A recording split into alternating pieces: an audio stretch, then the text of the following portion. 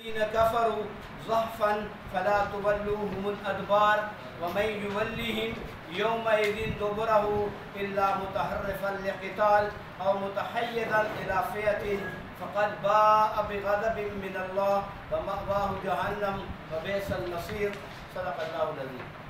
بیٹا آج کا ہمارا جو سبق ہے وہ سورۃ الانفال الدرس الاول کا بے جز ہے اور اس کے اندر آیت نمبر 15 اور آیت نمبر 16 ان دو آیتوں کو مختصراً آپ لوگوں کے سامنے بیان کیا جائے گا۔ ان دو آیتوں کے اندر جنگ کے اصول بتائے گئے ہیں اور دوسرا یہ بتایا گیا ہے کہ جنگ لڑتے ہوئے کن صورتوں میں بندہ جنگ سے بھاگ سکتا ہے۔ شرعی مسئلہ یہ ہے کہ جنگ سے بھاگنا حرام ہے، کہ کوئی بھی بندہ اپنی جان کو بچانے کے لیے جنگ سے بھاگے یہ حرام ہے شریعت میں۔ آپ صلی اللہ علیہ وسلم نے ایک حدیث کے اندر فرمایا کہ تو جنگ سے مت بھاگ حتیٰ کہ تیرے ٹکڑے ٹکڑے کر دیے جائیں، اس لیے جنگ سے بھاگنا منع ہے۔ لیکن ان آیات کے اندر دو صورتیں بتائی گئی ہیں جن کے اندر جنگ سے بھاگا جا سکتا ہے۔ ذرا ان آیتوں کا پہلے ترجمہ سن لیں، پھر ان دو پوائنٹس کو ہم مزید ایکسپلین کریں گے۔ پہلے ترجمہ سن لیں۔ یا ایھا الذین آمنوا، اے ایمان والو، اذا جب لقیتم الذین کفروا، جب تم کافروں کے آمنے سامنے ہو، ضعفاً لڑائی کے اندر، فلا تولوہم الادبار، تو پھر پیٹھ نہیں پھیرنی، ومن یولیہم، اور جو بندہ بھی اس دن پیٹھ پھیرے گا، اور جو بندہ پیٹھ پھیرے گا یومئذ اس دن، دبرہ اپنی پیٹھ، الا مگر متحرفا لقتال، مگر لڑنے والا ہو کنارے کنارے، او متحیزا الی فئۃ، یا اپنی فوج میں ملنے کی کوشش کر رہا ہو، فقد باء بغضب من اللہ، پس تحقیق پھرا وہ ساتھ اللہ کے غصہ کے ساتھ، ومأواہ جہنم، اس بندے کا ٹھکانہ جہنم ہوگا، وبئس المصیر، اور بڑا برا ٹھکانہ ہے۔ ذرا سمجھیے گا کہ اللہ تعالیٰ نے ان آیات کے اندر جو جنگ سے بھاگتے ہیں ان کو وعید سنائی ہے، اور اس کا کچھ مفہوم اس طرح ہے کہ جو بندہ جنگ سے بھاگے گا تو اس پر کیا ہوگا؟ پہلی بات کہ اس پر اللہ کا غصہ ہوگا، دوسری بات جہنم اس کا ٹھکانہ ہوگا، اور جہنم بڑا ہی برا ٹھکانہ ہے۔ ٹھیک ہے، کیا ان صورتوں سے کچھ بچا بھی جا سکتا ہے؟ تو اس کی دو صورتیں ہیں جن کے اندر جنگ سے بھاگنا جائز ہے۔ نمبر ایک کہ مجاہدین لڑ رہے ہیں اور دشمنوں کی فوج ہے، اس پر آپ جو ہے گوریلا حملہ کرتے ہیں، گوریلا جنگ لڑتے ہیں، یا جو ہے یعنی کمانڈو ایکشن کرتے ہیں، اور یہ ایک جنگ کا بہترین طریقہ ہے۔ یہ ایسا طریقہ ہے کہ بندہ تھوڑی تعداد میں اپنے سے بڑے دشمن کا مقابلہ بھی کر سکتا ہے، اور جتنے بڑے بڑے جنگجو یعنی آئے ہیں انہوں نے یہ طریقہ اپنایا ہے۔ خصوصاً صلاح الدین ایوبی کے جو چھاپہ مار ہوا کرتے تھے، وہ دشمنوں کی فوج کے اوپر آ کے حملہ کرتے اور پھر بھاگ جاتے تھے، اور یہی جنگ افغانستان وار کے اندر بھی بالکل اسی طرح ہی لڑی گئی، روس کے خلاف بھی اور امریکہ کے خلاف بھی، اور وہ اس جنگ سے اتنے پریشان ہوئے کہ آخر کار وہ روس بھی نکلنے پہ مجبور ہو گیا اور امریکہ بھی نکلنے پہ مجبور ہو گیا۔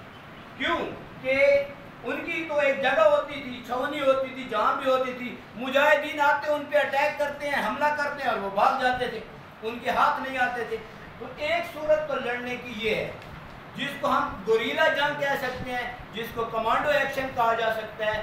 اس صورت میں یعنی حملہ کرنا اور حملہ کر کے بھاگ جانا، ایک یہ جائے۔ دوسری صورت یہ ہے کہ مسلمانوں اور کافروں کی فوجیں آمنے سامنے تھیں، اور لڑتے لڑتے جو ہے مسلمان اتنے تھوڑے رہ گئے کہ اب ان کا مقابلہ ممکن نہیں رہا. تو وہاں سے وہ جو مجاہدین جاتے ہیں تو وہ جا کر دوسری فوج کے اندر شامل ہوتے ہیں تاکہ ہم ان کے ساتھ مل کر پھر دشمن کا مقابلہ کریں. اس صورت میں بھی یعنی جنگ سے بھاگنا جائز ہے. اور اس کی ایک واقعہ سیرت کی کتابوں میں لکھا ہوا ہے.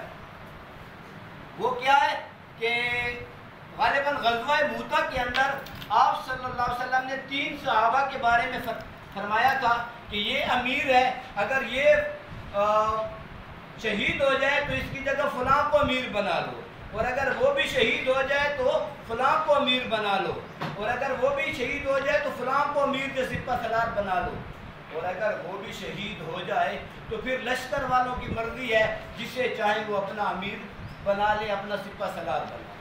وہ تینوں صحابی جو تھے وہ باری باری شہید ہوئے, اور جو ہے جب تینوں شہید ہو گئے تو لشکر والوں نے مل کر حضرت خالد بن ولید رضی اللہ تعالی عنہ کو سپہ سالار بنا لیا.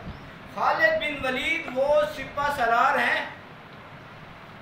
یہ آپ کو ایک بڑی مزے کی بات بتاؤں. حضرت خالد بن ولید وہ جنگجو آدمی ہے جس نے زندگی میں کبھی شکست نہیں کھائی. زندگی میں نہ انفرادی جنگ میں شکست کھائی ہے اور نہ ہی اجتماعی جنگ میں شکست کھائی ہے. غزوہ احد کے اندر کفار کی طرف سے تھے. مسلمانوں کی جو فتح کی ہوئی جنگ تھی اس کو شکست کے اندر تبدیل کرنے میں حضرت خالد بن ولید کا بڑا ہاتھ تھا. یہاں جب کمان جنگ موتا کے اندر حضرت خالد بن ولید کے اندر پاس آئی تو یہ چاروں طرف سے دشمن سے گھر چکے تھے. بہرحال انہوں نے اپنی ساری قوت کو مجتمع کیا اور کفار کے ایک لشکر پر ایک طرف حملہ کیا اور ادھر سے نکلے, اور وہاں سے انہوں نے واپسی کا پلان بنایا اور مدینہ پہنچ گئے. کہاں پہنچے؟ جب مدینہ پہنچ گئے تو مدینہ میں ان کے اوپر ایک نعرہ لگایا گیا کہ وہ بھگوڑے آ گئے. کیا کہا گیا؟ جب یہ بات آپ صلی اللہ علیہ وسلم کو معلوم ہوئی تو آپ صلی اللہ علیہ وسلم نے فرمایا یہ بھگوڑے نہیں ہیں, یہ جنگ سے بھاگنے والے نہیں ہیں, یہ اپنے امیر کے پاس آئے ہیں, اب یہ دوبارہ جنگ کریں گے. تو اس صورت کو آپ صلی اللہ علیہ وسلم نے بھی جائز قرار دیا ہے, اور قرآن کی یہ آیتیں بھی اس پر دلالت کرتی ہیں کہ اس صورت میں کہ بندے کی نیت یہ ہو کہ میں کسی اور جماعت کے ساتھ مل کر کفار کا مقابلہ کروں گا. ایک بار پھر اس کے ترجمے کو دیکھتے ہیں اور ساتھ ساتھ اس مفہوم کو واضح کرتے ہیں. اس کے بعد اگر کوئی بات سمجھ نہ آئی تو آپ کو کوسچن کرنے کا حق ہے. اللہ تعالیٰ فرماتے ہیں کہ اے ایمان والو, جب تم کافروں کے ساتھ جنگ کے اندر مقابلہ کرو تو کبھی بھی پیٹھ نہیں پھیرنا. وَمَن يُوَلِّهِمْ, اور جو بندہ بھی اس دن پیٹھ پھیرے گا تو کیا ہوگا؟ فَقَدْ بَاءَ بِغَضَبٍ مِّنَ اللَّهِ, اس پہ اللہ کا غضب ہوگا, اللہ کا غصہ ہوگا. پھر یہ پیٹھ پھیرنا اور جنگ سے بھاگنا منع کیوں ہے؟ اس کی وجہ یہ ہے کہ اگر ایک بندہ بھاگے گا اس کو دیکھ کے دوسرا بھاگے گا, تیسرا بھاگے گا تو لشکر کا حوصلہ پست ہو جائے گا, اس لیے منع فرمایا گیا ہے. لیکن پھر بھی 2 صورتوں کے اندر اس کا جواز موجود ہے. نمبر 1 کہ الا متحرفا لقتال, کہ وہ کنارے کنارے لڑائی کریں, آئیں دشمن پہ حملہ کریں, اس کا نقصان کریں اور نقصان کرنے کے بعد بھاگ جائیں. اور دوسری صورت یہ ہے کہ مسلمان لڑ رہے تھے اور لڑتے لڑتے ان کی تعداد اتنی کم ہو گئی کہ اب مقابلہ ان کا ناممکن تھا, تو وہاں سے بھاگ کر مسلمانوں کی دوسری جماعت میں گئے تاکہ ہم ان کے ساتھ مل کر پھر دشمن سے مقابلہ کریں. ایک صحابی ہے رضی اللہ تعالیٰ عنہ, عمرو بن معدی قریب رضی اللہ تعالیٰ عنہ, ان کا ایک جنگ کے اندر یہ بھاگ گئے.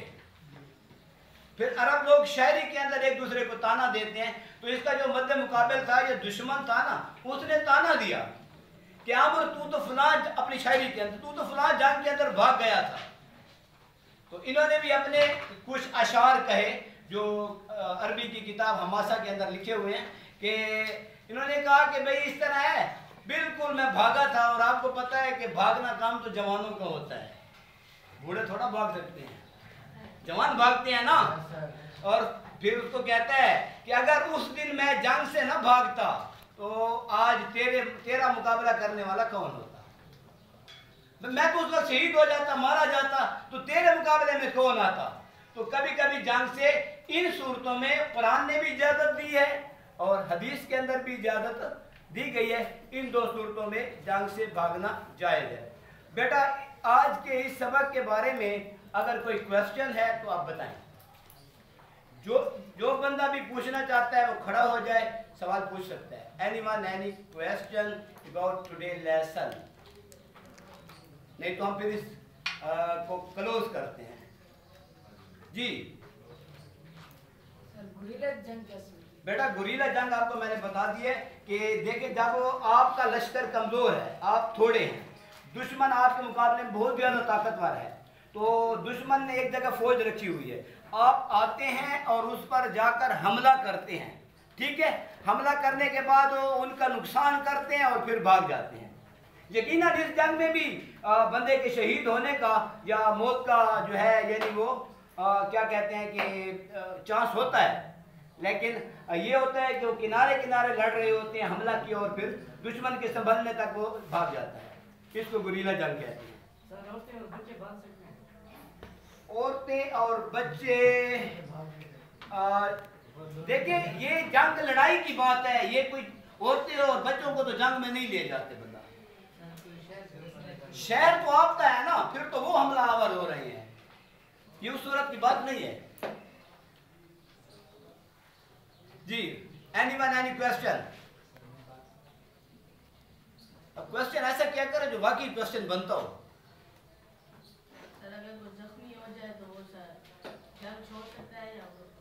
زخمی حالت میں تو یہ ہوتا ہے کہ زخمیوں جنگ کے اندر زخمیوں کو اٹھانے کے لیے اور ان کے لیے ساتھ سینٹر اکثر قائم ہوتا ہے جنگ میں، ٹھیک ہے جی، اور زخمیوں کے لیے باقاعدہ یعنی کچھ نہ کچھ طبیب اور اس کا بندوبست ہوتا ہے جنگ میں، کیونکہ یہ تو یقینی بات ہے کہ زخمیوں کا ہونا تو یقینی بات ہے، اس میں تو کوئی دوسرا آپشن ہی نہیں ہے کہ جنگ میں بندہ زخمی تو ہوتا ہی ہوتا ہے۔ میرے خیال میں آج کے لیے اتنا کافی ہے، باقی جی جی اگر ضرورت پڑے یعنی عورت جہاد کرے تو یہ جائز ہے؟ عورت پہ جہاد فرض نہیں ہے، بلا کبھی کبھی ضرورت کے تحت جنگ کر سکتی ہے موقع بموقع، عورت پر جہاد فرض نہیں ہے۔ ٹھیک ہو گیا جی، اوکے، اللہ حافظ۔